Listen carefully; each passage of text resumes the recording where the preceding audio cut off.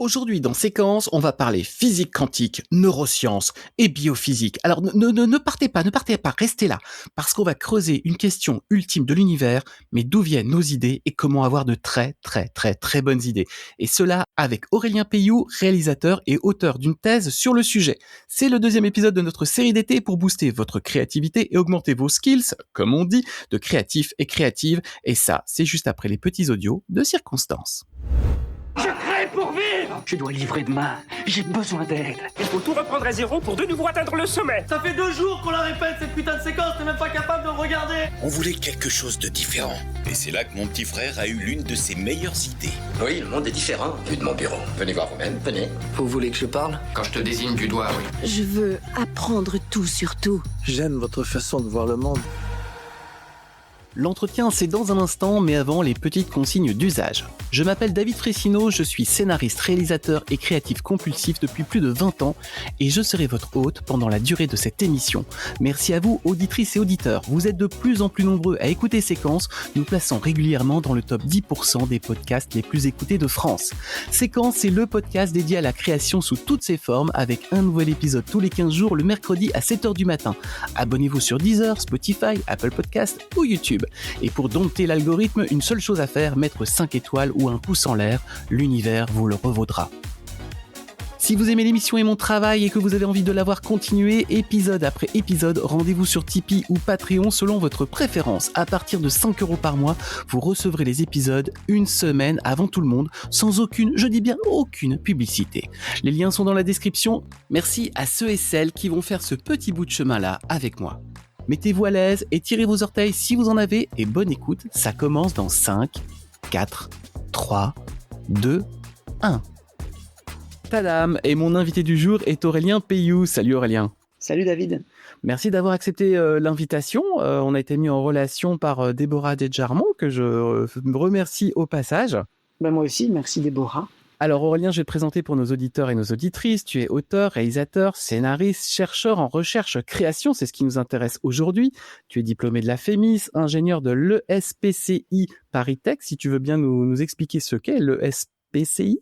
Tout à fait, c'est l'école supérieure de physique et de chimie industrielle de la ville de Paris. C'est une école qui forme principalement à la recherche dans tout type de domaine, allant de la biologie à la physique, en passant par la chimie, et qui forme également des ingénieurs. C'est une école d'ingénieurs. Et tu es titulaire aussi de master en physique des particules et en biophysique. Tu es également l'auteur d'une des premières thèses françaises en recherche-création consacrée au lien entre art, science et processus créatif. Tu as été sélectionné à Cannes avec ton court-métrage Les Chercheurs. Tu viens d'ailleurs d'achever ton premier long-métrage qui porte le même nom. Et ton travail vise à mettre en lumière le monde de la recherche, notamment en réfléchissant à ta pratique, à ton processus créatif. Et tu défends une approche singulière où intuition, émotion et pensée rationnelle se complètent et se nourrissent mutuellement. En gros, Aurélien, on parle de quoi aujourd'hui ? Écoute, je te propose qu'on parle de création, de processus créatif, parce que c'est déjà ce que ça me passionne, que j'ai étudié le processus créatif, et en plus, je pense que ça peut apporter des outils ou des éléments de réflexion aux scénaristes, aux auteurs, autrices qui nous écoutent, parce que on a beaucoup de préjugés sur le processus créatif, ou alors c'est des choses qui nous fait peur, nous inquiéter, on ne peut pas trop savoir, ou alors on a aussi des idées reçues. Typiquement, ce qu'on appelle le neuromythe de l'Eureka, le moment d'Eureka qui a été beaucoup vulgarisé, d'Archimède. Alors les neurosciences aujourd'hui ont démontré que ce moment-là n'existe pas. Il y a des bascules de vision au cours d'un processus créatif. Tu veux dire qu'on n'a pas ce moment où on se dit « Waouh, attends, j'ai une super idée qui arrive ». En fait, ce moment n'existe pas vraiment. Alors si, on a des idées, mais pas... c'est-à-dire que l'Eureka, c'est un peu plus que juste avoir une idée. C'est des moments où soudain, une vraie bascule s'opère dans le cerveau ou dans le schéma de pensée. C'est-à-dire que d'un coup, c'est comme si on adoptait une perspective totalement différente sur les choses et on se dit « Waouh, cette nouvelle perspective me donne plein d'idées ». Mais les grands chercheurs comme Poincaré, qui a pu décrire précisément des moments d'Eureka. Poincaré, c'est une histoire qui est très connue, c'est au moment où il rentre, c'était un grand mathématicien français du début du siècle, qui travaillait sur les groupes fuchsiens, il y a un moment où il bloque sur ces questions. Il va faire une petite escale, je crois, à Rouen ou à Caen, en Normandie. Enfin, il part en vacances. Et au moment où il met le pied sur l'omnibus qui va le ramener à Paris, où il monte les marches de l'omnibus, il a ce que lui appelle un eureka, parce que d'un coup, il a la solution qui lui apparaît, mais après, il lui faut encore des mois de travail pour réussir à démontrer cette solution qui lui est apparue sur le moment. Donc ça, c'est ce qu'on pourrait appeler la description faite par un très grand mathématicien, un très grand chercheur, penseur du début du siècle de ce qu'est un eureka. Aujourd'hui, les neurosciences démontrent que c'est un peu plus nuancé que ça, c'est-à-dire qu'il n'y a pas ce moment-là précis.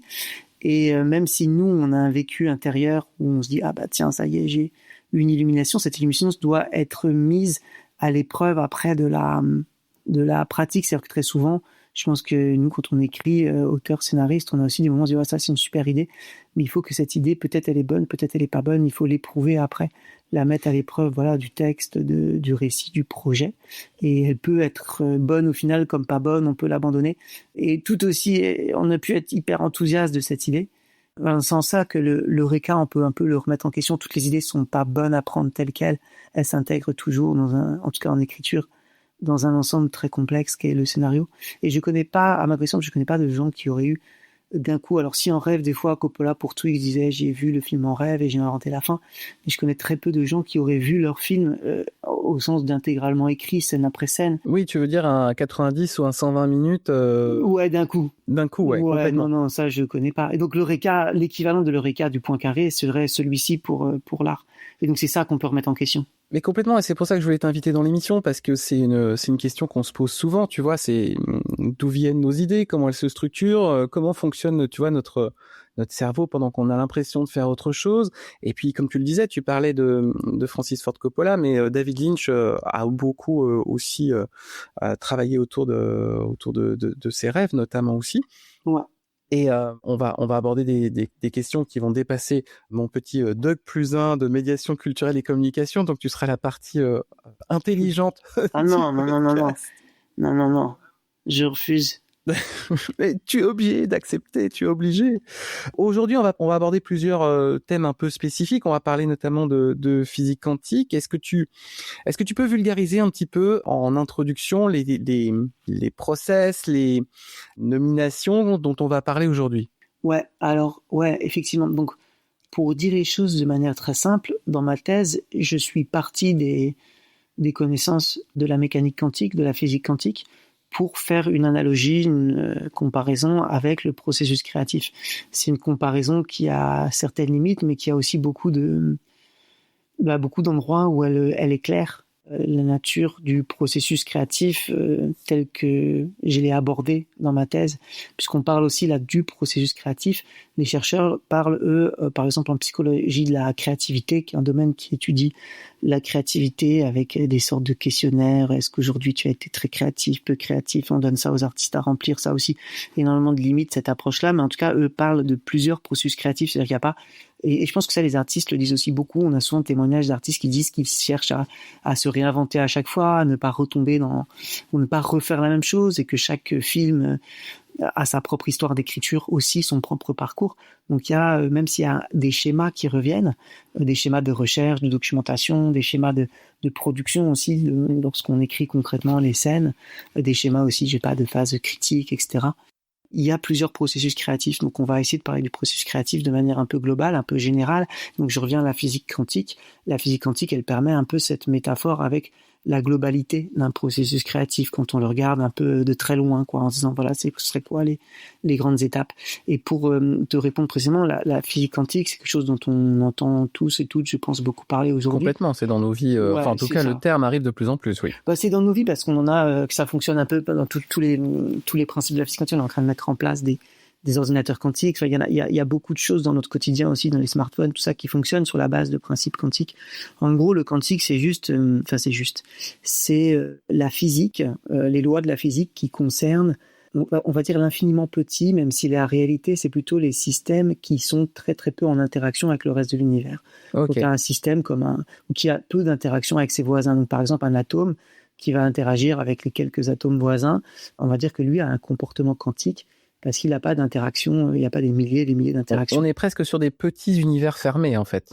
Oui, fermé. Alors fermé, non, puisque la physique quantique, il y a aussi des lois complètement dures à accepter pour nous qui ne les voyons pas dans notre quotidien. Mais par exemple, l'intrication, c'est un phénomène avec lequel Einstein a eu beaucoup de résistance. Il imaginait des variables cachées pour expliquer ce phénomène. C'était en gros de dire quand tu as deux particules intriquées, elles forment comme un seul système. Et si par exemple l'une est modifiée sur la planète Terre et que l'autre se trouve au même moment, la particule intriquée, à l'autre bout de l'univers, elle va aussi se transformer en même temps à l'autre bout de l'univers. Ça, c'est quelque chose qui nous semble totalement impossible, puisque on sait que l'information doit voyager avec la vitesse de la lumière dans la physique un peu plus classique, qu'on ne peut pas, qu'il y a des causes à effet. Si par exemple je fais tomber ouais. Du coup, la physique quantique, elle modifie en fait cette perception presque de l'inspiration, parce que, comme tu dis, si une information doit circuler à travers la vitesse de la lumière, la physique quantique, elle peut peut-être donner d'autres pistes. Ben c'est ça, c'est-à-dire qu'elle remet en cause la causalité locale. C'est-à-dire qu'il y a toujours une causalité globale. Par contre, je suis peut-être très abstrait là, mais en tout cas, ce que ça veut dire, c'est qu'il n'y a plus forcément en physique quantique une chaîne de cause à effet qui serait un peu la chaîne de dominos où on fait tomber le premier domino et tous les dominos tombent jusqu'à ce que le dernier tombe. On pourrait, pour faire encore une fois une métaphore un peu grossière, dire que lorsque le premier domino tombe, instantanément, le domino de la fin de la chaîne, s'il est intriqué avec le premier, il va tomber aussi. C'est vraiment une comparaison un peu grossière. Non, mais très bien. En tout cas, c'est une comparaison que j'arrive à comprendre. Je te remercie, Aurélien. Je t'en prie. Et du coup, hormis la physique quantique, on va aborder aussi d'autres notions dont il faudrait que tu vulgarises un petit peu la définition en entrée.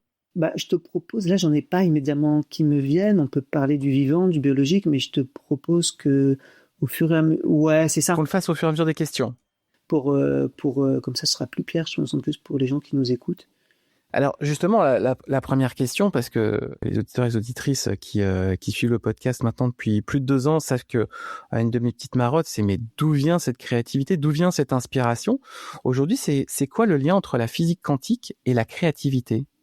Alors le lien que je te propose que je vais vous proposer, hein, c'est un lien qui vient de ma thèse et qui est un lien que je suis pas du tout le premier à avoir fait, mais qui est un lien qui a aussi, encore une fois, c'est dans un cadre particulier, c'est un prisme de pensée pour aborder le processus créatif, c'est pas une vérité absolue que je vais livrer sur le processus créatif, qui reste quelque chose encore de mystérieux en partie, de pas encore totalement compris par les neurosciences qui sont en train qui sont au balbutiement des découvertes aujourd'hui par la neuroimagerie, notamment sur le processus créatif.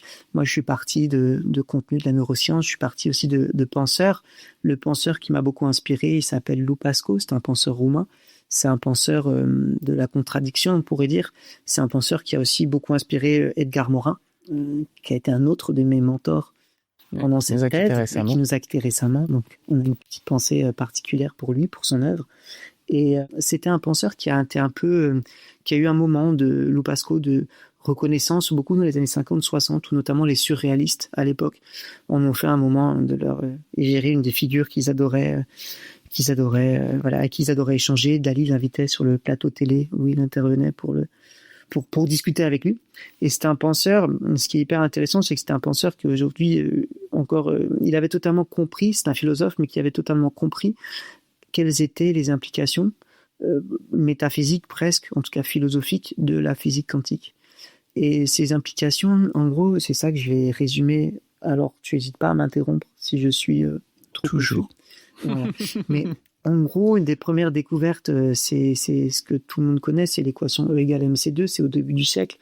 C'est Einstein qui écrit cette relation, et cette relation, elle nous donne une équivalence entre masse et énergie, puisque le E, c'est l'énergie, et de l'autre côté de l'équation, de l'autre côté du signe égal, on a une constante qui est la vitesse de la lumière, et une masse. Donc c'est vrai pour les particules au repos.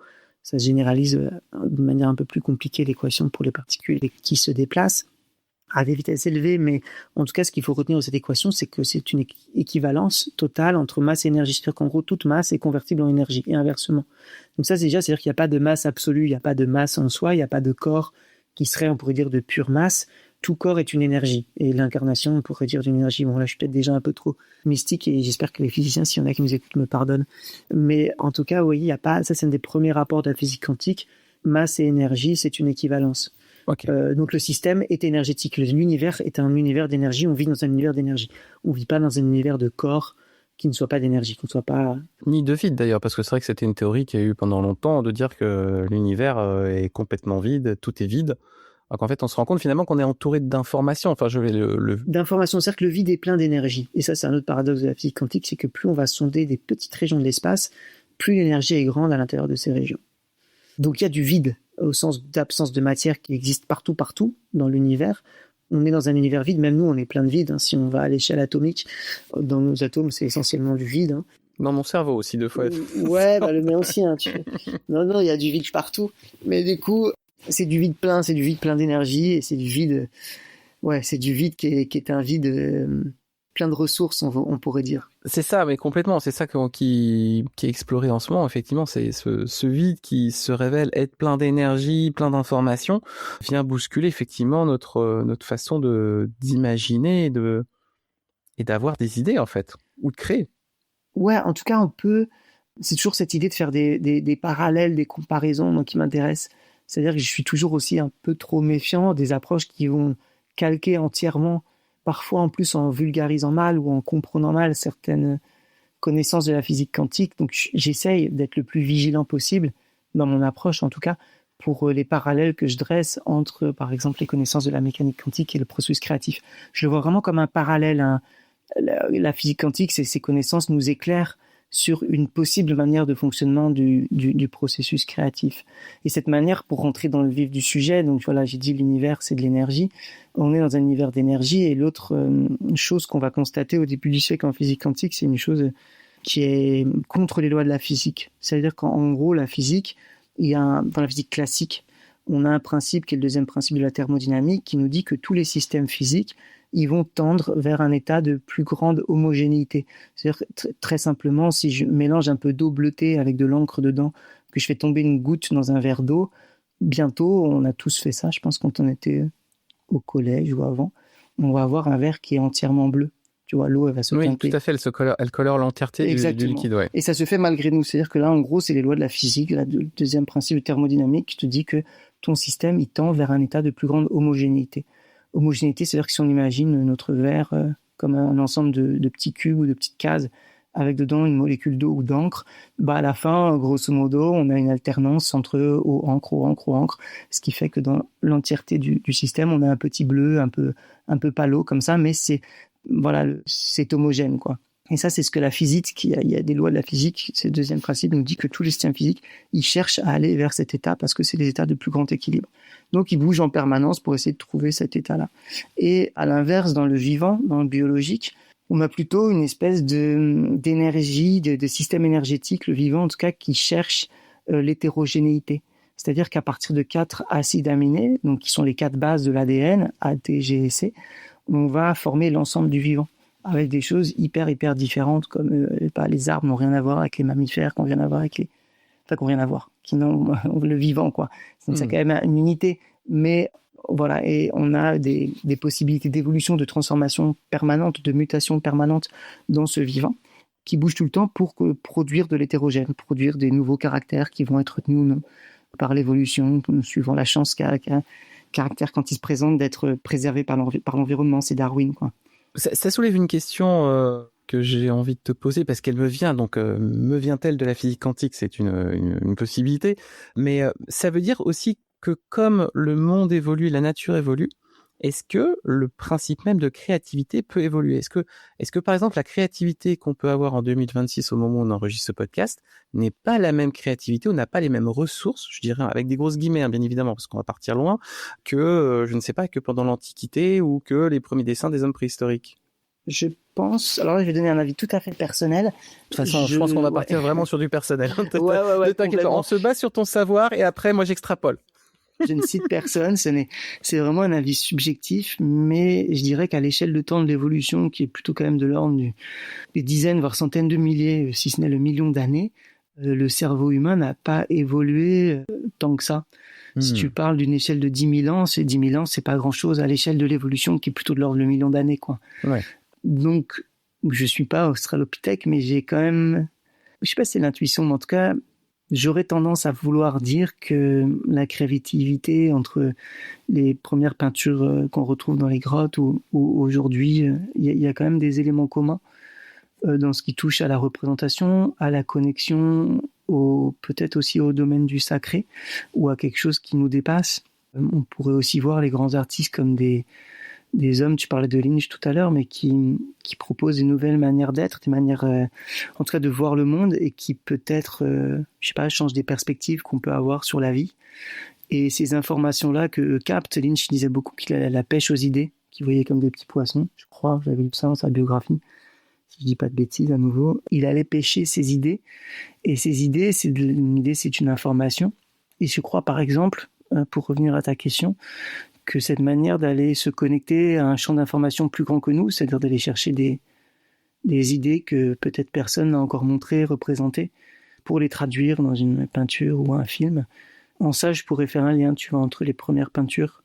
C'est ça que j'appelle la dimension de sacré, tu vois. C'est plutôt la dimension, pour désacraliser le sacré, d'aller chercher des idées dans un champ informationnel dont on ne connaît pas la nature, mais dont on peut... Mais tu sais que moi, c'est une des... Voilà, j'en ai parlé, je pense, brièvement au fur et à mesure de certains podcasts, mais la façon dont je verrais les choses, c'est que, effectivement, j'adore cette notion de physique quantique, qu'on n'est pas baigné, qu'on n'est pas entouré de vide, mais qu'on est entouré d'informations.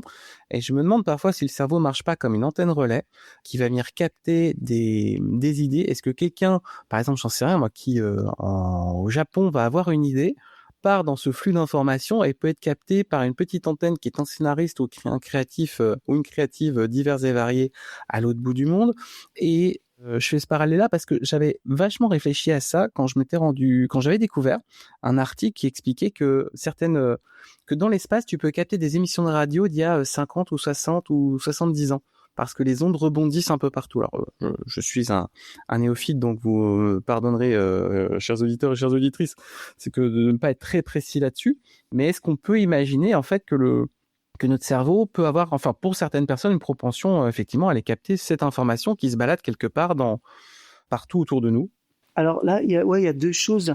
Il y a l'information dont tu parles, qui est une information par exemple hertzienne, donc des ondes qui sont un signal sonore qui est codé, après émis sous forme d'ondes par des antennes. Donc ça, c'est vraiment de la physique pure classique.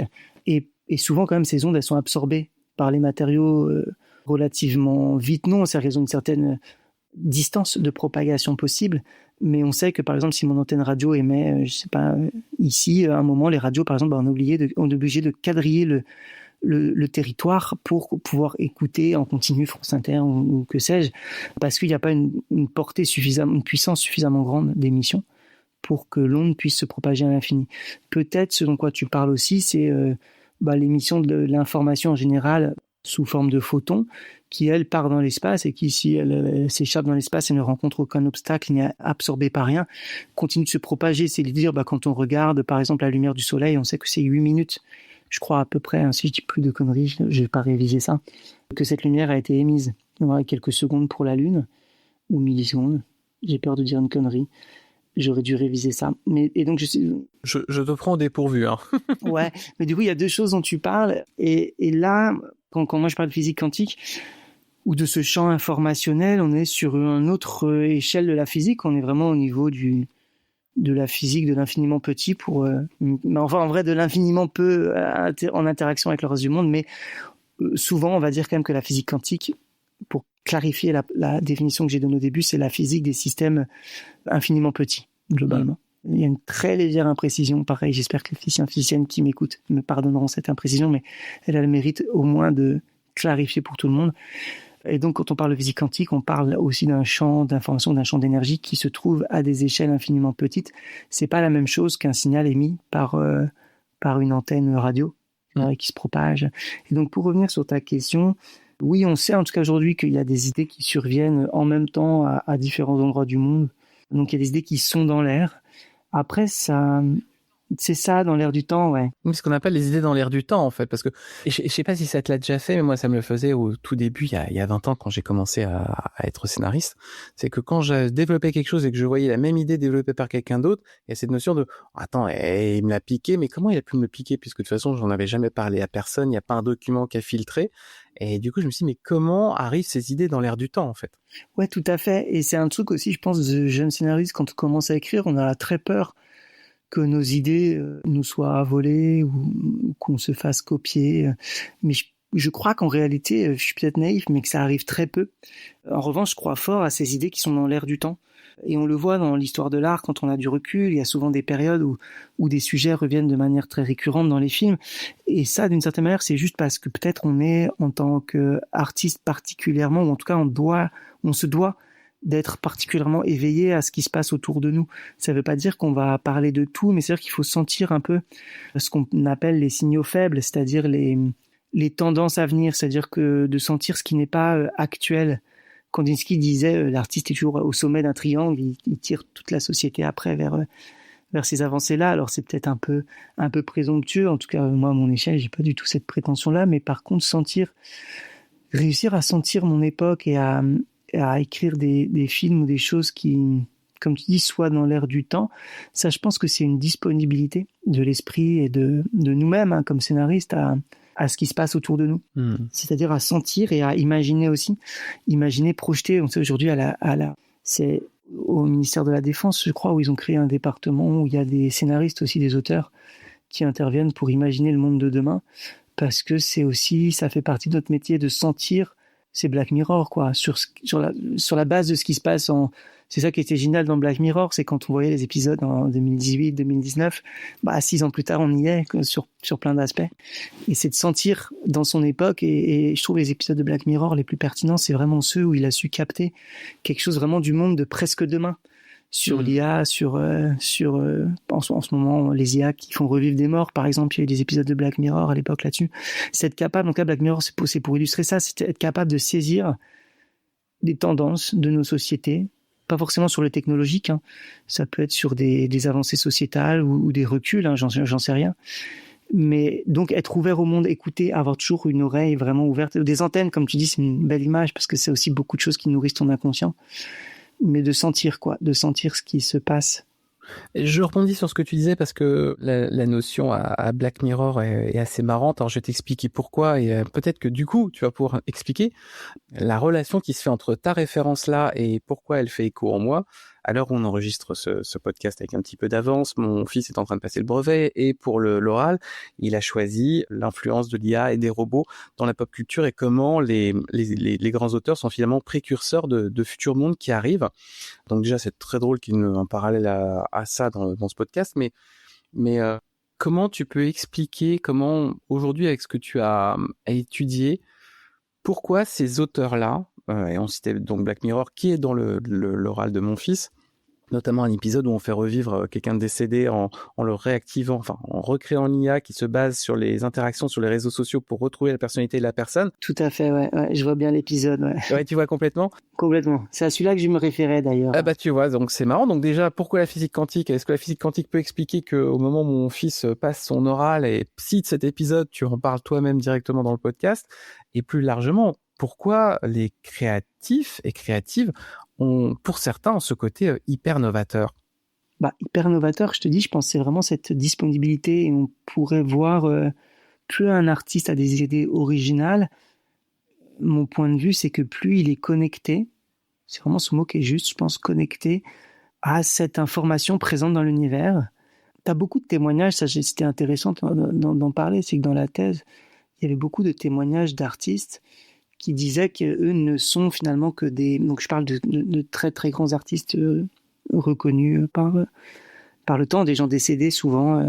J'ai plus d'exemples là qui viennent en tête pour des témoignages précis. Mais en gros, c'est des gens qui te disent qu'eux n'ont que la sensation de recevoir une information et de la transmettre.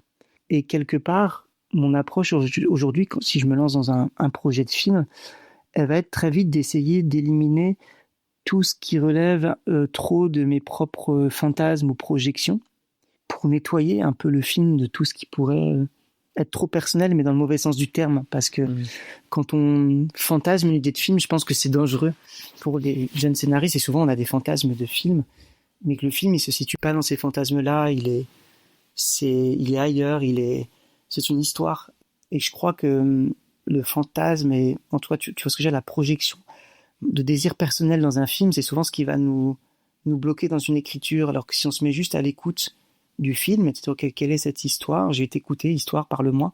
raconte-moi qui tu es, racontez-vous personnage. Tu vois, ça inverse un peu cette chose-là. C'est pas moi, auteur, qui projette un film que je vais écrire, c'est que j'essaie au maximum d'écouter. Et donc écouter, c'est-à-dire être connecté aux petites voix intérieures, aux messages de l'univers. Encore une fois, je vais avoir l'air complètement barré si je dis ça. Je ne fais pas du tout de bien avec la physique quantique là-dessus, sur les idées. Je ne vais pas aller si loin que toi, ouais. En fait, ce qui est intéressant, c'est que on peut presque concevoir finalement l'idée ou le scénario comme presque un organisme vivant. Ouais, j'adore cette idée, moi, de concevoir ça comme quelque chose qui est presque un petit corps autonome qui a ses propres règles et qu'en fait, la position de l'auteur, c'est pas de plaquer, de projeter ses règles, ses désirs, ses envies sur le scénario, mais que c'est plutôt d'être à l'écoute de ce petit organisme qui naît en lui. Bon, il y a clairement des métaphores, le processus de gestation, tout ça. Oui, on dit souvent, tiens, je te présente mon nouveau bébé, alors qu'on parle d'un nouveau projet, effectivement. Exactement. Et ben c'est comme le parent, tu vois, puisque moi je suis en pleine petite enfance, le parent qui doit aussi découvrir en fait son enfant, découvrir sa personnalité à travers son développement, et pas, je crois, ne pas trop, en tout cas, certes il faut donner un cadre, et le scénariste aussi. Le cadre, ce sont les règles de la dramaturgie. C'est structurer l'information qui nous est donnée. Mais de la même manière, avec un enfant, on ne doit pas trop, je pense, dire non à tout interdire, tout trop imposer, en tout cas, des volontés qui sont celles de l'adulte sur l'enfant. Après, donner un cadre, c'est intéressant, parce qu'un organisme vivant, oui, mais il se structure aussi dans un cadre. Je pense que le scénario, les règles de dramaturgie, elles sont là pour donner le cadre, tu vois. On a une histoire, et ben mettons-la dans ce qu'on sait de qu'est-ce qu'un personnage fort de cinéma ou un récit fort. Et ça, je trouve ça hyper intéressant. C'est l'idée de... Je voulais revenir aussi, si tu me permets, sur l'idée de physique quantique pour aller au bout de ce qu'on a commencé à développer tout à l'heure. En gros, on disait dans la physique classique, tu as ce principe qui va vers plus d'homogénéité. Dans le vivant, tu as quelque chose qui va vers plus d'hétérogénéité. Et là où la physique quantique, elle est justement au départ totalement bouleversante pour les pères fondateurs de la théorie, c'est-à-dire les grands physiciens qui ont trouvé les principes structurants de cette théorie-là, c'est qu'en physique quantique, les deux tendances antagonistes, la tendance à l'homogène et la tendance à l'hétérogène, elles se combinent à l'équilibre. C'est ce que j'allais te poser comme question, c'est comment il naît cet équilibre, comment on le trouve?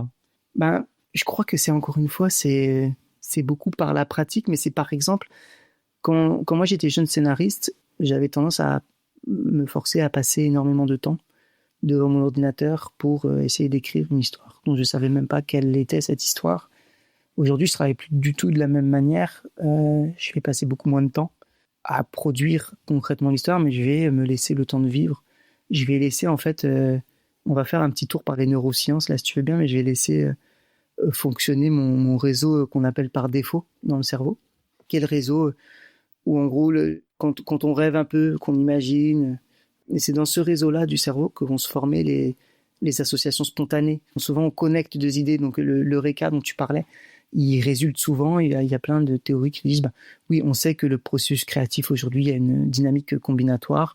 Et bien, ces moments d'Eureka, c'est le moment où deux idées un peu éloignées, qui vont former quelque chose de nouveau, qui a priori n'a pas encore été vu, va avoir lieu. Et hop, ça nous fait un petit truc d'énergie, un petit thrill et bon, ça après les neurosciences disent qu'il n'y a pas forcément de moment d'Eureka. Pourquoi aussi c'est intéressant ça de parler de ce réseau-là, c'est parce qu'en fait il y a un autre réseau qui est aujourd'hui en neurosciences, le résultat qui a été le plus confirmé par plein d'études, c'est vraiment la collaboration dynamique entre deux réseaux qui sont a priori antagonistes dans le cerveau. Donc là, tu vas commencer à pouvoir faire des liens avec la physique quantique. On dit, OK, en physique quantique, tu as la tendance énergétique vers l'homogène, ça c'est le physique classique. La tendance énergétique vers l'hétérogène, ça c'est le vivant. Et puis dans la physique quantique, ces deux tendances, elles coexistent. C'est-à-dire qu'un système quantique, il est à la fois divergent et convergent. C'est-à-dire qu'il est à la fois par exemple, sur ton atome, l'électron, il a envie de se cracher sur le noyau. Ça c'est la physique classique. Et en même temps, il y a un principe qui est le principe de Pauli, qui est un principe d'exclusion, d'identité, qui a dû être postulé par les pères fondateurs qui comprenaient pas pourquoi l'électron se crachait pas sur le noyau, tu vois.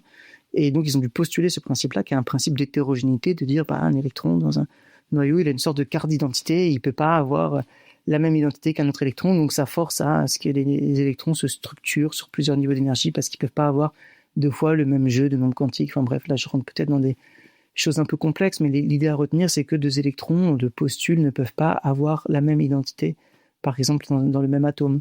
Donc, il y a un principe d'hétérogénéité qui est tout aussi fort que le principe d'homogénéité. Donc, ton électron, il est écartelé, si tu veux. Il a à la fois envie de venir vers le centre, vers le noyau, et en même temps, il y a quelque chose qui l'en exclut. Donc là, je reviens sur la neuroscience. Ce qui est hyper intéressant aujourd'hui, c'est qu'on montre que tu as une interaction dynamique entre ces deux zones du cerveau qui, d'habitude, fonctionnent de manière opposée, en opposition. Et donc, tu as ce réseau par défaut dont je parlais, qui est le réseau qui est lié au souvenir, à l'imagination. Et tu as le réseau de contrôle exécutif qui est lui plein de zones du cortex frontal où en gros c'est tout ce qui te permet de raisonner, mais attention de raisonner en restant flexible quand même. Il y a quand même de la flexibilité dans ce réseau-là. C'est qui te permet aussi de planifier, d'organiser. C'est aussi la zone qui s'active quand on se concentre. Donc si tu veux, comme on montre aujourd'hui en imagerie qu'il y a des allers-retours très très rapides entre ces deux zones, on pourrait dire que le cerveau il est créatif quand à la fois il est divergent, il est capable de former des associations spontanées et que en même temps, parce que là on parle vraiment d'échelle. Quand je dis qu'il y a des allers-retours, c'est pas toutes les 5 minutes, c'est vraiment des échelles de l'ordre de la seconde, voire de la milliseconde, où ça, tu vois, ça s'active quasiment en même temps. Ça envoie.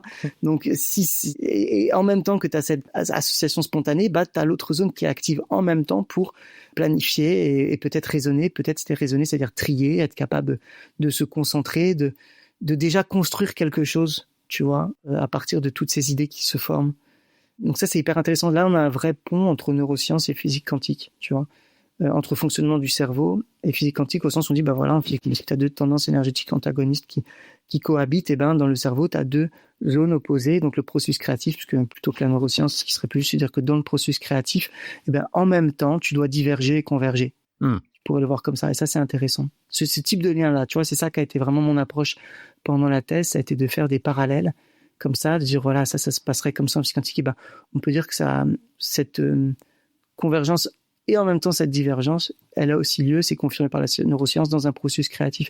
Donc quand tu disais comment on fait pour être créatif, il faut savoir se laisser rêver, mais en même temps qu'on se laisse rêver, il faut apprendre à organiser un peu les choses, voilà, c'est un peu de faire travailler ces deux zones-là. Et peut-être on peut avoir tendance, pour revenir sur ce que je disais sur ma jeunesse comme scénariste, j'étais beaucoup dans la planification, le raisonnement, sans laisser peut-être assez les associations spontanées ou la rêverie se faire, tu vois.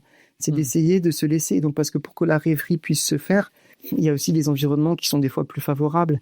Et donc, des fois, on va être créatif aussi en se laissant complètement rêver, en partant faire d'autres choses, et une idée va arriver. Et donc, aujourd'hui, comme je disais, je travaille beaucoup moins en termes de...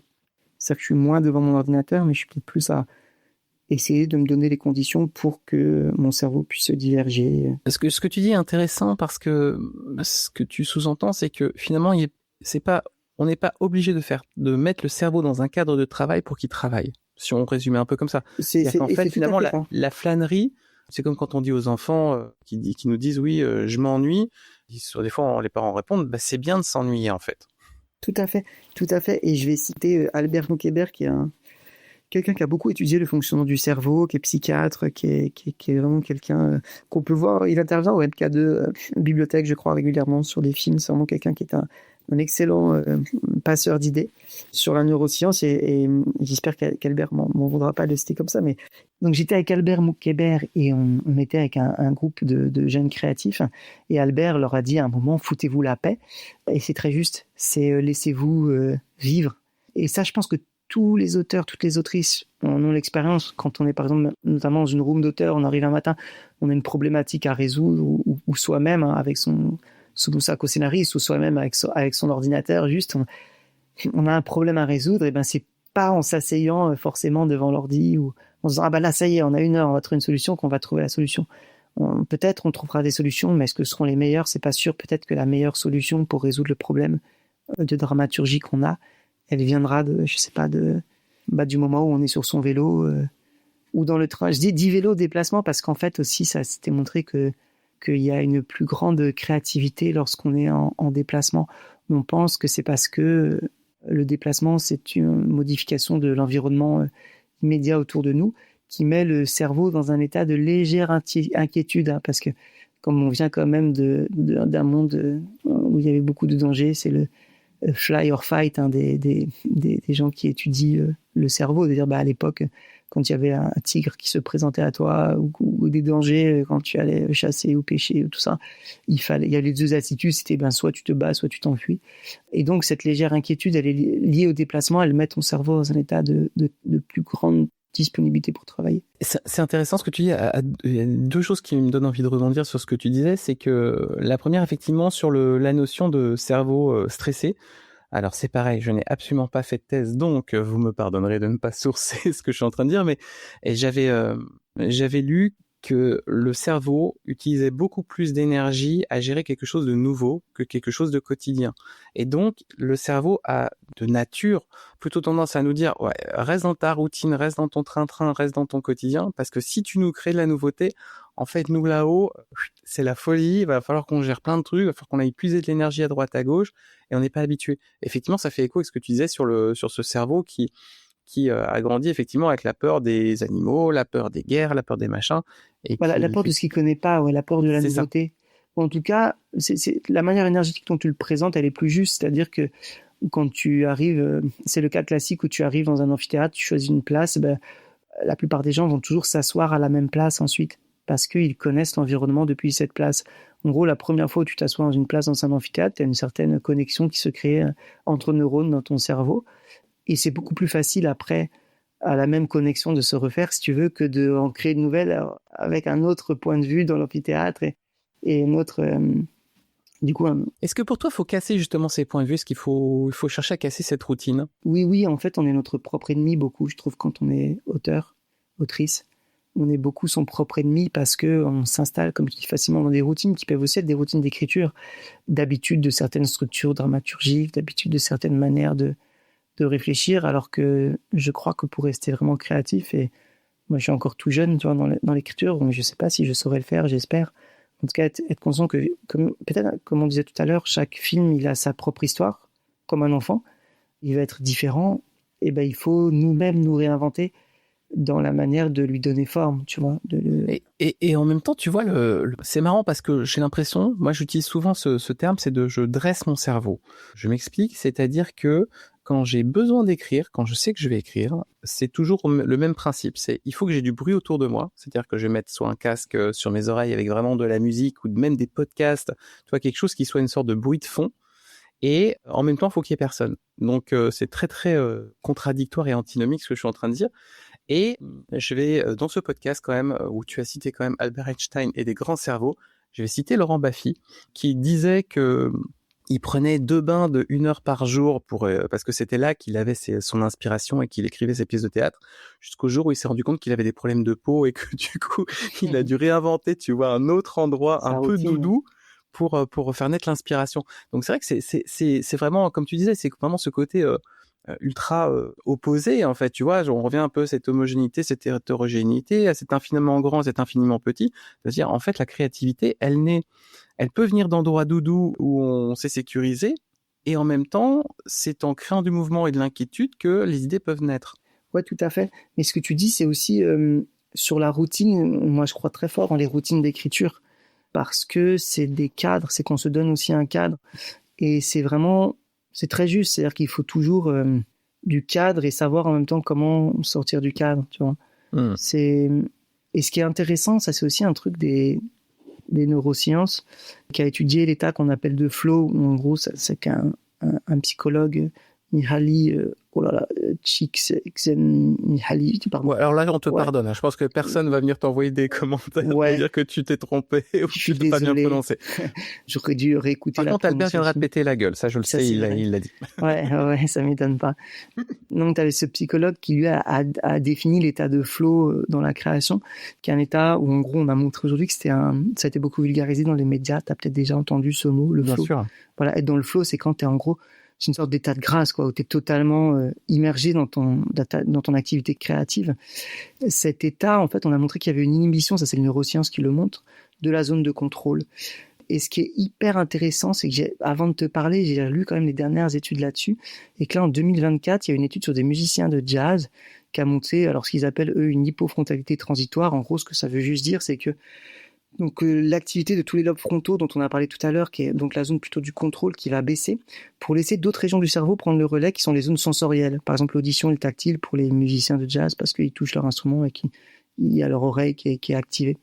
Et ce qui est aussi montré dans ces études-là et dont je voulais parler, c'est ils ont montré que plus grande est la maîtrise de l'instrument pour le musicien, plus facilement il va rentrer dans le flow. Donc c'était pour revenir sur ce qu'on disait sur le cadre, tout ça. Il y a aussi, je crois, une étape qu'on oublie beaucoup quand on est auteur ou autrice, ou en tout cas moi je n'avais pas conscience de ça. C'est-à-dire que si j'avais voulu, à un moment je sais pas où j'ai appris la trompette quand j'étais plus jeune, ou quand on apprend un instrument, quand on dit cette personne c'est un pianiste brillant, les gens tout de suite, je pense, vont dire oui mais c'est quelqu'un qui travaille 12 heures par jour, tout ça, et à raison, ou un danseur. Et pour les scénaristes on n'a pas cette idée, pour les écrivains on a plutôt l'idée de quelqu'un qui va au bistrot boire des verres, qui est alcoolique. Enfin je caricature bien sûr, mais on n'a pas cette idée. Dédicace à Hemingway. Exactement. Mais qu'en tout cas pour écrire c'est aussi du temps passé à écrire pour apprendre, et ça pour le coup Jack London, on sait qu'il a écrit des milliers de choses avant d'être publié, et c'est le cas en fait je pense pour beaucoup d'écrivains, d'écrivaines, d'auteurs, d'autrices. Et donc, pour arriver dans l'état de flow créatif dont on va parler, dont on parle, pour arriver dans ces états où il peut y avoir de la divergence, de la convergence, il y a quand même toute une phase d'apprentissage qui dure des années, je pense au moins 10 ans, pour maîtriser les outils de la dramaturgie. C'est-à-dire que quand on dit au début, quand on devient scénariste, oui, tu peux oublier les règles, non, puisque les règles, on ne les connaît pas bien. Ouais, elles sont nécessaires. Ouais, et on les connaît théoriquement, c'est-à-dire qu'on ne les a pas éprouvées dans l'écriture nous-mêmes. Je crois aussi énormément, moi, à l'apprentissage de ces métiers par la pratique. Je crois qu'on aura beau lire des essais sur la dramaturgie, on aura beau être calé sur les 26 étapes dramaturgiques de Troubi, ou je ne sais plus combien il en fait, ou tout ça, et les connaître par cœur et maîtriser ça à la perfection. Si on ne passe pas par l'épreuve de l'écrit soi-même, du développement d'une histoire, ça reste des outils. Les outils qui sont à notre disposition de la dramaturgie, il y a cette interaction qui doit se faire créative entre le cadre, ce qui structure, et puis tout ce qui va sortir, dépasser de la structure. Et pour revenir à ce qu'on parlait sur le flow, ce serait de dire, en fait, pour être dans un état de grande créativité, il faut maîtriser les outils, donc il faut connaître les règles de l'écriture pour pouvoir mieux les utiliser, mais au sens de mieux s'en affranchir aussi ensuite. Tu parlais des règles d'écriture, tu parlais du fait d'être capable aussi de se sortir un peu de son quotidien, et en même temps d'avoir ces petites routines qui nous aident. Est-ce qu'il y a d'autres choses qui permettent d'accéder au flow? Au flow, je sais pas, ne l'ayant pas ou alors très peu éprouvé moi-même, parce que pendant les 10 dernières années, j'étais beaucoup justement dans la phase d'apprentissage. Il suppose aussi de se tromper, de faire des erreurs qui sont pas vraiment des erreurs. Il n'y a pas d'erreur en absolu en écriture, mais de prendre des mauvais chemins, on pourrait dire pour certains films, par manque de distance ou de connaissance de ce qu'est une histoire cohérente, aboutie, tu vois, pour le cinéma par exemple. Et sinon, peut-être un truc dont on pourrait parler, c'est moi ma routine d'écriture, elle vient aussi de la neuroscience, où en gros il y a des chercheurs aussi en neuro qui ont montré que ton cerveau, il était très actif et bien reposé le matin après avoir dormi, et qui te disent alors c'est pas mal d'écrire, alors je crois que c'est des 52 minutes, des plages de 52 minutes avec des pauses, enfin je dis écrire mais ça peut être toute activité de travail même ou créative, 52 minutes avec des pauses de 17 minutes entre. Donc ça je crois que c'est les chiffres de cette étude, et on fait ça 3-4 fois le matin, c'est-à-dire qu'on va travailler 3 ou 4 fois 52 minutes, et puis on fait sa pause café d'une quinzaine de minutes entre chacune de ces sessions. Puis l'après-midi, on se fout la paix, c'est-à-dire que l'après-midi, on ne travaille pas, on laisse son cerveau se reposer, on va au cinéma si on peut le faire, ou alors on répond à ses mails, on voit des amis, on voit des gens, on rencontre des producteurs, productrices, enfin bref, on fait sa vie mondaine. Et puis en fin de journée, vers 17h, 18h, c'est pas mal de faire du sport, de cette étude, 1 heure de sport, et puis de refaire 2 ou 3 sessions, quand on n'a pas d'enfant évidemment, entre 18 et 21 heures. Je vois de quoi tu parles. Voilà, sinon on décale tout ça. Voilà, donc tu vois, finalement, en fait, c'est dire écrire déjà, travailler en fait 4 ou 5 heures, 6 heures maximum par jour, 3-4 heures le matin, 1 à 2 heures le soir, ça respecte le rythme du cerveau. Alors c'est ce que moi j'avais essayé de mettre en place, tu vois, dans ma routine, enfin, ce que je m'étais forcé d'ailleurs à mettre en place, et j'aimais beaucoup cette routine-là parce qu'elle te permet effectivement d'avoir du temps pour toi ou de faire autre chose. Alors après, des fois, évidemment, là je parle vraiment des moments où on est en recherche d'une histoire. Je parle pas des moments où on est en train d'écrire l'histoire, qu'on a trouvé l'histoire et là il faut l'écrire. Où là j'ai plutôt tendance moi à me prendre quelques jours, enfin quelques journées, semaines pour tracer quoi. Mais ça c'est une fois que l'histoire elle a été trouvée. Je parle vraiment du moment en amont de l'écriture concrète, c'est-à-dire du moment où on prend des notes, où on structure, où on réfléchit. Je sépare aussi, moi, beaucoup ces moments-là. Je me lance plus aujourd'hui dans l'écriture tout de suite d'un traitement ou d'un scénario avant d'être sûr d'avoir une histoire qui se tienne sur 1 ou 2 pages, tu vois. C'est intéressant ce que tu dis parce que j'ai envie de faire un parallèle avec la physique quantique, mais une particule, on le sait qu'elle peut évoluer, enfin qu'elle peut exister dans plusieurs états différents.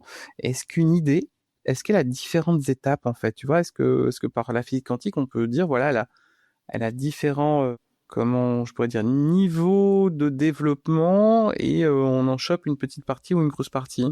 Ouais, mais je ferai pas de comparaison forcément avec la physique quantique. Je ferai plus, ouais, alors là où donc, sur la physique quantique, t'as raison, c'est-à-dire qu'une particule, elle est dans une superposition d'états tout le temps. C'est-à-dire qu'elle est comme un nuage de probabilité, c'est-à-dire qu'il faut renoncer en physique quantique au concept, si tu veux, de petite bille matérielle qui serait présente ici et maintenant, voilà, ici, à un instant donné. C'est plus un petit nuage d'énergie avec des probabilités d'apparition ici, là 20%, là 30%. Mais quand tu fais la somme des probabilités, elle peut pas non plus être n'importe où, tu vois, n'importe quand. Il y a quand même des zones où on peut prédire 1 fois sur 5 elle va apparaître là, quand on fait la mesure, tout ça. Donc ça c'est juste, c'est-à-dire qu'en tout cas tu n'as pas... L'idée derrière ça, c'est de dire que l'identité d'une particule, elle est inconnaissable totalement, dans le sens où tu as des lois qui te disent plus tu connais par exemple sa vitesse, moins tu connais sa position. C'est un peu contre-intuitif. Donc c'est ça qu'on pourrait dire. Après, pour revenir sur l'idée dans un processus créatif, effectivement, parce que le parallèle que je ferais plutôt avec la particule, il est de dire que il y a des choses qu'on connaît dans une histoire, qu'on sait avec certitude, et il y a des choses qu'on doit ignorer, ou qu'on se doit d'ignorer comme auteur ou autrice, parce que c'est dans cette zone-là, de ce qu'on ne sait pas, que l'imaginaire du spectateur, de la spectatrice va aussi pouvoir se projeter. Et donc je le ferai plus ce parallèle entre, tu vois, les choses qu'on sait de manière sûre, là le personnage entre dans une pièce, s'empare d'un revolver, tire, ça tout le monde va le voir, le recevoir. Et puis il y a tout ce qui va donner vie à l'œuvre, qui est ce qu'on ignore. Et peut-être, par exemple, le ressenti du personnage à ce moment-là. Il a l'air déterminé, mais qu'est-ce que ça lui fait? Qu'est-ce qu'on doit deviner ou pas? Enfin, tu vois. Et quand là, on pourra, entre le connu et le non connu, tu vois. Entre le visible et l'invisible. Ouais, le message, mais qui est subjectif. C'est d'ailleurs pour ça qu'après, ça c'est intéressant quand après les films, peut-être 2 personnes ont compris un personnage de manière très différente à certains endroits de l'histoire, ou même des fois dans toute l'histoire. Ils ont perçu des choses très différentes, et ça, je trouve ça toujours très beau. Parce que ça veut dire que les imaginaires différents ont investi la même chose, en fait, la même chose projetée. Et ça veut dire qu'il y avait suffisamment d'inconnus, de flou, de non déterminés dans le personnage pour permettre cela. Et ce qui est intéressant, c'est de dire qu'encore une fois, c'est des équilibres. Si ton personnage il est trop indéterminé, mais alors moi, comme spectateur, je suis incapable de le suivre. Je me dis, attends, mais qui est cette personne? Qui est ce personnage? Je ne le comprends pas, je n'ai pas accès à lui, tu vois. Et s'il est trop déterminé et que il n'y a aucune ambiguïté, aucune complexité, parce que tout m'est donné, tout est donné à mon imaginaire, il n'y a pas d'invisible, là ça va m'ennuyer. Donc si tu veux, le parallèle, je le ferai plus là, entre, plus je connais ça, moins je connais ça en physique quantique, et plus j'ai de visible, moins j'ai d'invisible, donc c'est encore une fois de trouver les équilibres entre le visible et l'invisible, entre ce que tu montres, ce que tu donnes au spectateur, et puis ce que tu laisses ouvert. Et là on parlait sur le personnage, on pourrait parler du film en lui-même aussi, de l'histoire. Complètement. Et c'est intéressant aussi parce que tu peux nous parler des 2 temps de création que toi tu distingues? Oui, il y a ce temps plutôt de la recherche, et après le temps de, on pourrait dire, l'effectuation, même si c'est encore une fois, c'est des choses qui se confondent beaucoup, puisque peut-être je cherche une histoire et puis je commence à me dire, ça y est, je peux écrire mes 2 pages, je crois que j'ai trouvé, mais des questions vont se poser pendant que j'écris ces 2 pages qui vont me renvoyer en recherche. Donc c'est quand même beaucoup des allers-retours, encore une fois, ces 2 temps, comme un peu les 2 zones du cerveau qui font des allers-retours très rapides, là c'est encore beaucoup d'allers-retours entre de l'effectuation et de la recherche. Puis quand même, souvent arrive un moment, je crois, où on a trouvé l'histoire, et c'est peut-être là qu'il y a vraiment un temps de production après de la Bible, du synopsis, du scénario, et où là c'est effectivement plus linéaire en général. C'est-à-dire qu'il y a ce moment, en tout cas c'est comme ça que j'essaye de travailler pour arriver à un endroit où peut-être je travaille, comme je disais, sur 2 pages qui me font me poser des questions. Puis une fois que je me suis posé plein de questions, bah là, boum, je vais écrire 8 pages de synopsis ou 10 pages. Et après, il y a des questions que d'autres gens vont me poser, que évidemment, moi, mon cerveau n'avait pas pu se poser, parce qu'on est quand même tous et toutes limités. C'est pour ça que moi, je crois très fort dans ce podcast existe. Ouais, et puis je crois très fort à la collaboration entre auteurs-autrices, puis aussi dans la collaboration avec les producteurs-productrices, tu vois, qu'il y ait des échanges, en tout cas. Mais après, à toutes les étapes de fabrication, avec les comédiens, les acteurs, actrices, enfin, on échange pour construire les choses, parce qu'on est trop limité seul. C'est ça c'est un art de coécriture aussi, le scénario. Et justement, est-ce que ces dynamiques collectives, elles peuvent augmenter la force créative, créatrice ? Moi j'en suis convaincu, puisque en gros, des points de vue, des imaginaires différents vont se rencontrer et vont dès le départ être amenés à se poser forcément plus de questions. Et je pense qu'on en fait l'expérience quand on écrit à 2-3. Si d'un coup on se met sur un projet, on va se poser plein de questions. Et moi je suis sûr, par expérience, que en tout cas à chaque fois que j'ai travaillé comme ça, au moins la moitié des questions, je ne me laisserais pas poser, même avec une discipline, en disant je me pose toutes les questions et tout ça, j'aurais pas pu. Donc il y a quand même une complémentarité des imaginaires qui est très intéressante, je trouve. Enfin, l'écriture, la coécriture, j'y crois très très fort pour ça. Tu enseignes la recherche-création. Pour toi, c'est quoi la meilleure méthode justement pour transmettre ces méthodologies de création ? C'est encore une fois par la pratique. C'est-à-dire que quand je donnais des cours au CPES, là, dans un cycle de l'université PSL à des étudiantes qui étaient en licence 3, c'était énormément axé sur la pratique. Ils avaient tous et tout un projet de création à faire dans un domaine de leur choix. Ça pouvait être aussi bien les marionnettes que le podcast, que je sais pas, que le scénario, que le film. Ils avaient quelque chose à produire. Ils étaient évalués essentiellement sur cette production parce que, encore une fois, on a la théorie de la recherche-création qui est aussi un domaine universitaire, donc un domaine avec des méthodologies. Donc il y a cette partie-là qui leur est transmise, mais je crois énormément à la pratique, à l'apprentissage par la pratique. En tout cas pour tout ce qui touche à l'artistique, mais même en sciences, tu vois, en sciences on apprend en faisant dans le laboratoire, on n'apprend pas en apprenant par cœur en sciences, tu vois, on devient un scientifique en expérimentant aussi, en se trompant, en manipulant. Est-ce que quand tu commences à mettre le doigt justement sur toute cette recherche et tout ce champ de connaissances immense et presque sans fin, et on se dit mais est-ce que à la fin de notre vie on aura le temps d'avoir les dernières avancées sur la physique quantique, où on en sera d'ici là, est-ce que toi ça te crée pas un vertige quand tu dois toi-même réaliser et écrire ? Si, parce qu'il y a toujours je pense des peurs, des angoisses du type est-ce que je vais être à la hauteur pour écrire cette histoire-là ? Est-ce que je vais y arriver ? Est-ce que cette histoire, je vais réussir à bien la raconter ?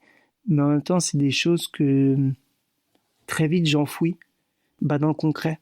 Typiquement, dans ces phases au début où on cherche l'histoire, moi j'ai tendance aujourd'hui à inviter les gens avec qui, par exemple, quand j'enseignais la recherche-création, aussi à aller sur le terrain, à sortir, à être dans le concret d'une recherche. Par exemple, je sais pas si je veux faire quelque chose sur l'hôpital, d'aller en hôpital, de rencontrer des gens, d'échanger, de se nourrir du réel. Et en fait, le fait d'être dans le réel, de me nourrir du réel, de lire des bouquins, de rencontrer des gens en lien avec l'histoire que je souhaite écrire, ça enfouit, tu vois, ces questions-là, ça fait être dans l'action d'une certaine manière, ça permet aussi d'avancer, de préciser les choses, de dire ah oui, oh là là, ça je pensais que ça se passait comme ça, en fait pas du tout, c'est hyper intéressant de construire petit à petit l'histoire, tu vois, brique après brique.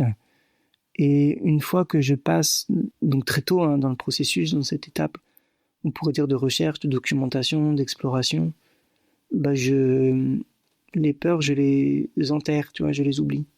Alors ça veut pas dire qu'elles vont jamais ressortir, au contraire, elles ressortent quand tu fais lire la première fois au producteur, productrice, tu vois. Mais j'essaye de les enterrer parce que les peurs, elles sont, pour moi, pas un moteur de créativité. Tu parlais tout à l'heure du stress. On a montré, c'est très paradoxal sur les émotions, les apports de la neuroscience.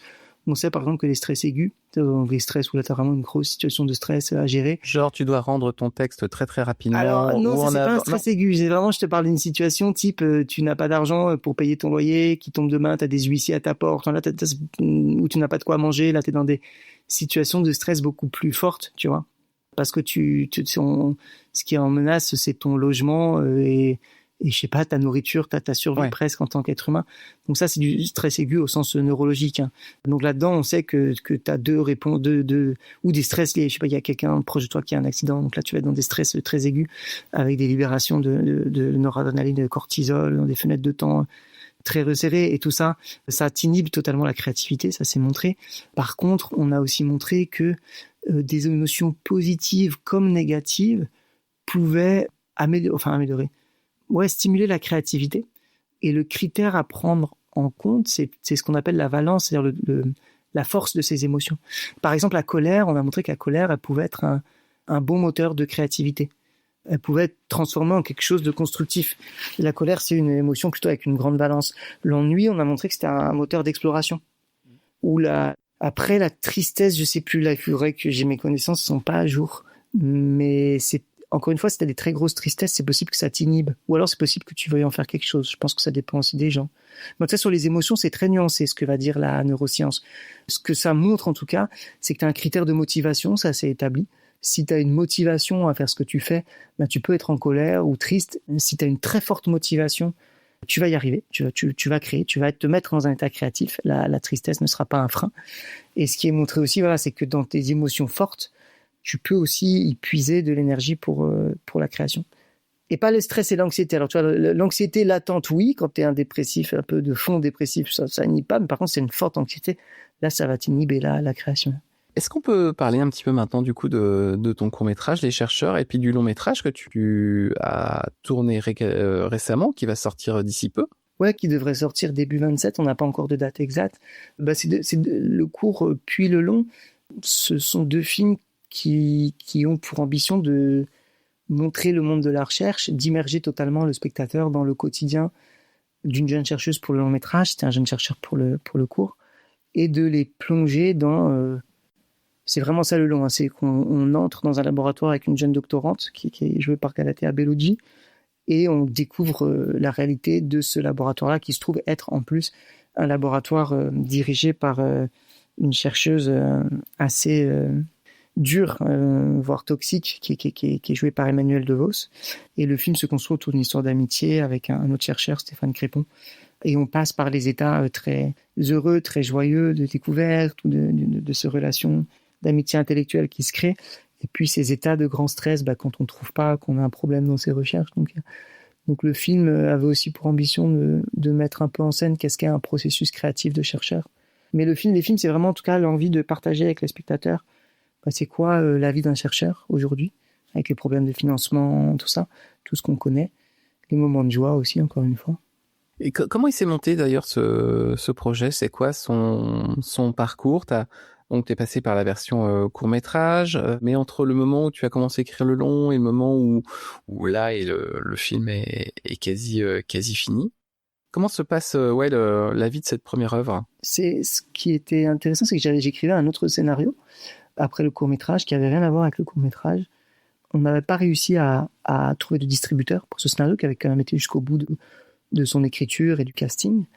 Et à ce moment-là, moi, j'avais en tête, déjà, j'avais commencé à écrire, mais de manière très détachée, en y consacrant très très peu de temps, quelques pages sur ce projet de chercheur.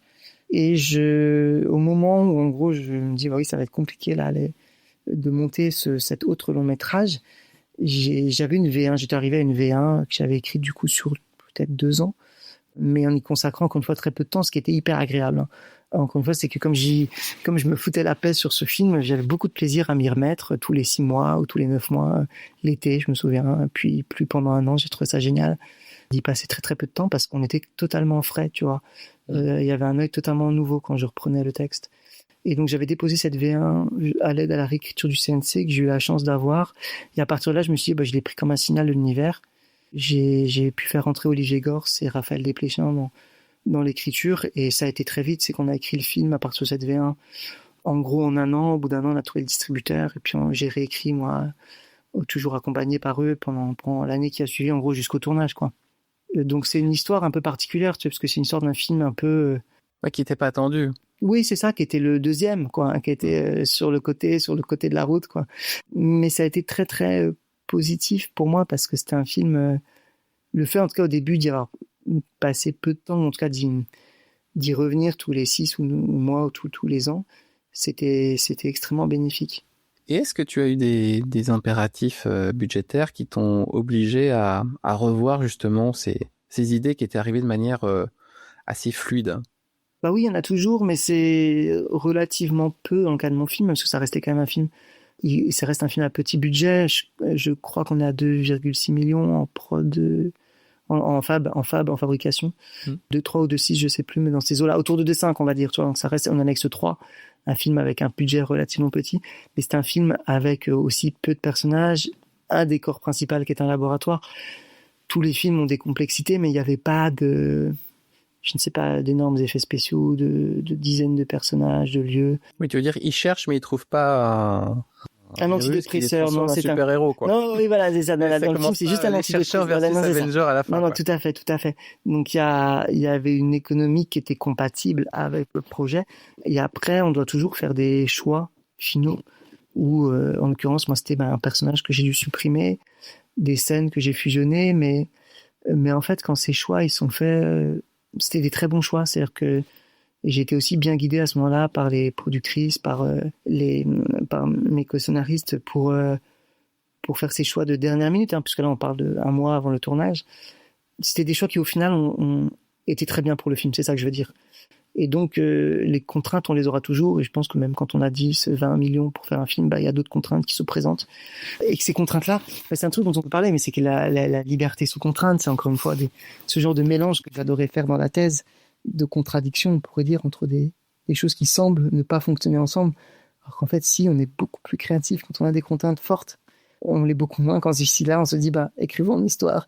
Ah oui, mais quoi, comment, dans quel cadre, laquelle? Alors que si on se dit, écrivons une comédie romantique sur un format court ou sur un format de série avec 2 personnages principaux qui ont 20 ans d'écart, voilà, on a un cadre qui est déjà, tu vois, beaucoup plus précis.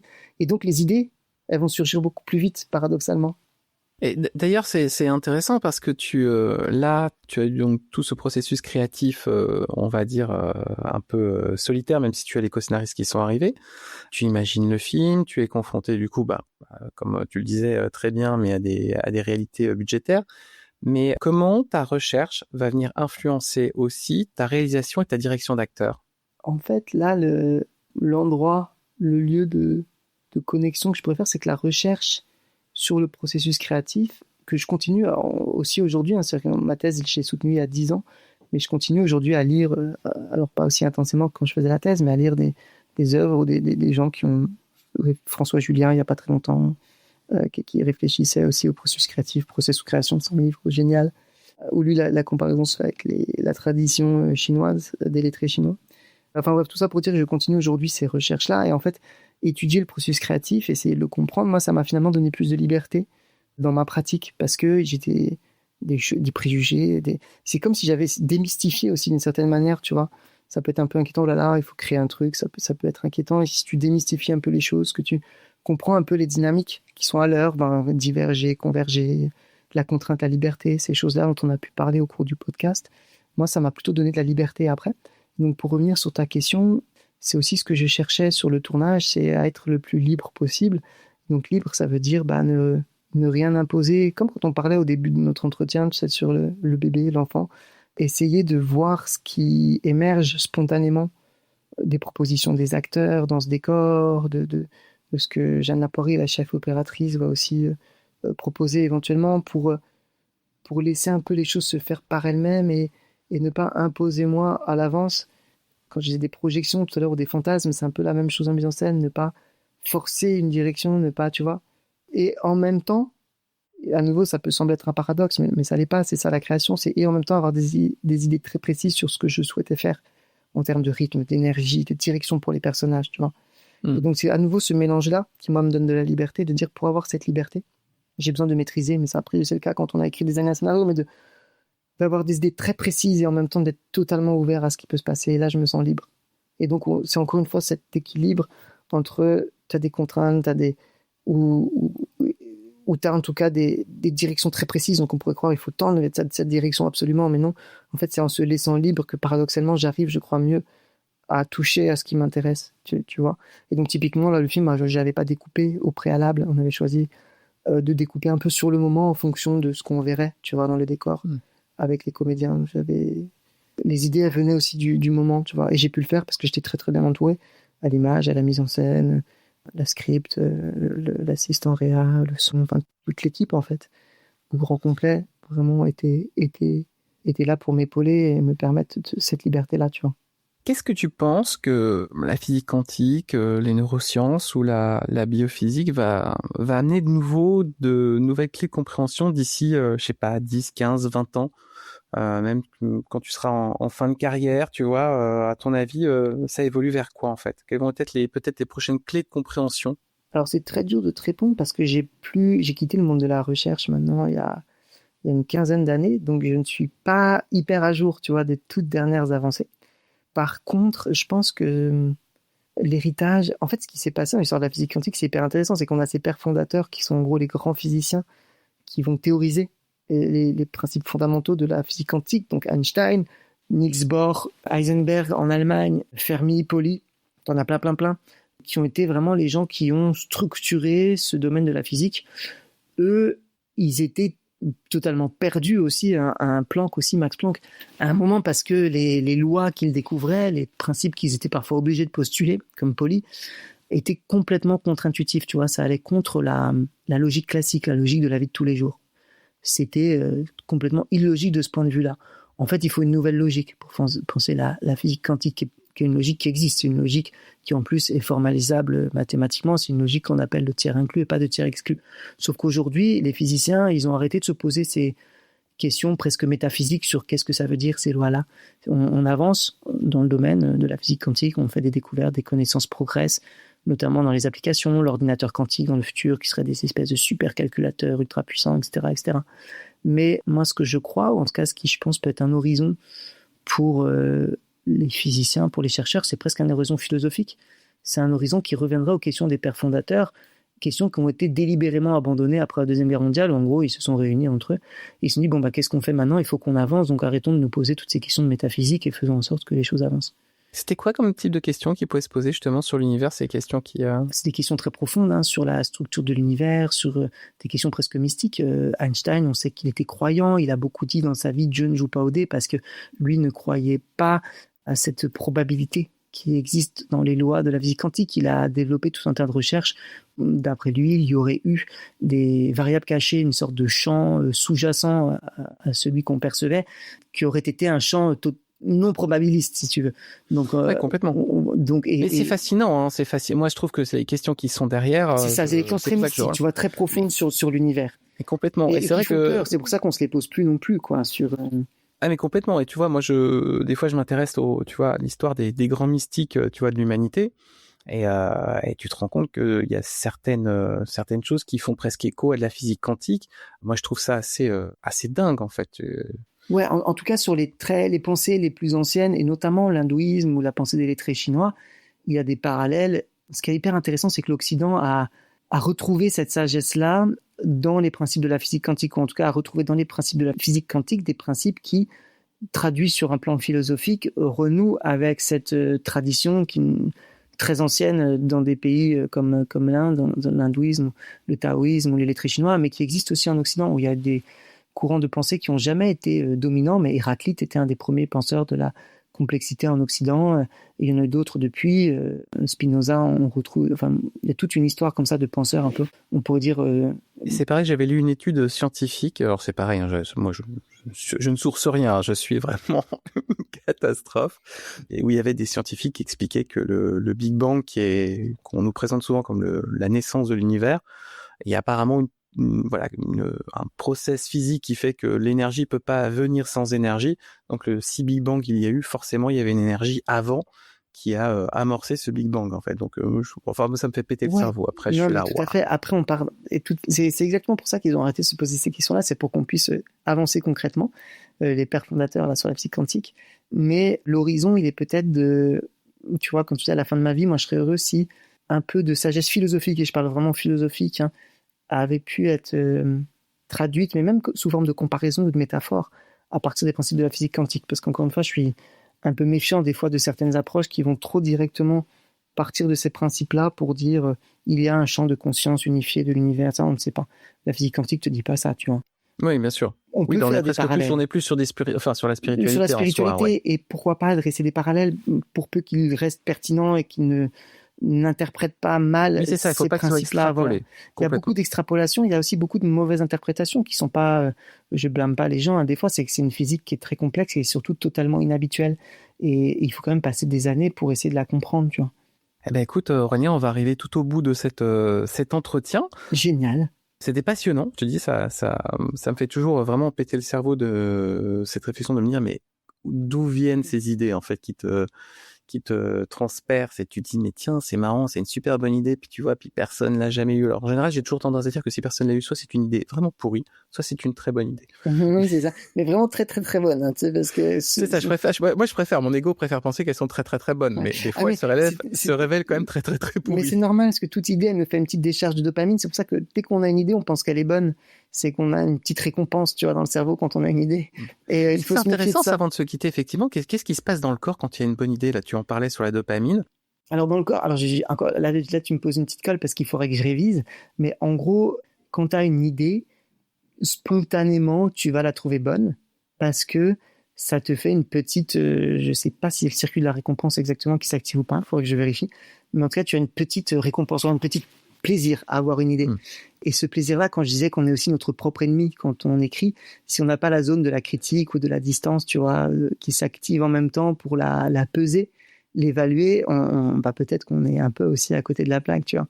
Donc non, en tout cas, de se dire, pour conclure, que peut-être l'attitude qui est le plus dur à atteindre pour moi, en tout cas qui a été une des plus dures à atteindre et que je continue de travailler tous les jours, c'est cette idée de distance, d'être à la juste distance entre mes désirs, tu vois, mes envies, ce qui vient de moi, mes projections aussi, et l'histoire telle qu'elle veut se raconter, de trouver cet équilibre, tu vois, c'est plus que de la distance, c'est vraiment l'équilibre juste entre la liberté, la contrainte, diverger, rêver, et puis converger, structurer, tout ce dont on a parlé en fait, tu vois, c'est cette recherche d'équilibre, et donc de liberté. Si t'es à l'équilibre, t'es dans la liberté. Eh ben écoute, pour les gens qui ont envie de suivre ton travail, donc on l'a dit, est-ce que ton court-métrage est disponible peut-être ? Non, je l'ai pas mis en ligne, je pourrais le rendre accessible, mais surtout l'actualité principale et dont je suis plus fier que le court-métrage, parce que c'est aussi une œuvre que j'ai fait 10 ans plus tard, donc avec plus de maturité. C'est le film qui va sortir, qui s'appelle Chercheur, dans l'année à venir, je pense vers janvier-février 2027, avec Galatea Bellucci, Stéphane Crépon et Emmanuel DeVos, qui sont superbes parmi tous les autres acteurs, et que voilà, je serais très heureux que vous alliez voir. Est-ce qu'on peut te suivre sur les réseaux ? Mais non, parce que j'ai pas du tout les réseaux. Mais qu'est-ce que c'est que cette histoire ? Mais oui, mais alors, et figure-toi, parce que les réseaux, puisqu'on parlait de créativité, bouffent un temps. À un moment, j'ai eu Facebook, et le scroll, qui pour le coup est totalement biologiquement un mécanisme très très primaire aussi de récompense, qui ne génère pas beaucoup d'idées. Je t'avoue que moi, j'ai rarement scrollé et en même temps réfléchi à une histoire en même temps. Exactement, ça t'anesthésie le cerveau. Et moi, je ne crois pas du tout au scroll ou aux écrans pour chercher des idées. Je pense que juste boire un café en terrasse en bas de chez soi, ou où on veut, ou dans son jardin, ou sur son balcon, ou même dans son salon, lire un livre, ou alors regarder, tu vois, des séries, ou regarder un épisode de cela, sera toujours beaucoup plus susceptible de provoquer des idées que les réseaux sociaux. Donc j'ai pas les réseaux sociaux. Écoute, en tout cas, ça me prenait trop de temps, tu vois, trop de temps, trop d'énergie mentale. Bah écoute, on attendra la sortie du film donc sur le début 2027. Merci encore Aurélien pour cet entretien. Merci à toi, merci à Déborah de nous avoir mis en contact, et merci beaucoup David. On lui fait des bisous. Ouais. D'ailleurs, elle a failli être là pour l'enregistrement, mais malheureusement, elle a eu un petit pépin, donc on lui envoie plein de bonnes ondes, justement, des bonnes ondes de l'univers. Et puis vous la retrouverez peut-être d'ailleurs à mes côtés de temps en temps pour quelques épisodes, on est en train d'en discuter. Vous rappelez aussi, vous qui nous écoutez, que vous pouvez nous mettre 5 étoiles partout sur les réseaux où n'est pas Aurélien, mais où il va être obligé de créer des comptes parce que sinon je vais le taguer dans le vide. Non, je plaisante bien évidemment. Mais en tout cas, voilà, vous pouvez nous mettre 5 étoiles, vous pouvez partager sur les réseaux justement les posts qui parlent de cet épisode de séquence, vous pouvez en parler autour de vous, et vous venez du coup d'écouter le 2e épisode de cette série d'été qui sert à booster votre créativité et vous donner des nouveaux skills en tant que créateur et créatrice pour la rentrée. Je vous dis à très vite pour un prochain épisode, c'est dans 15 jours.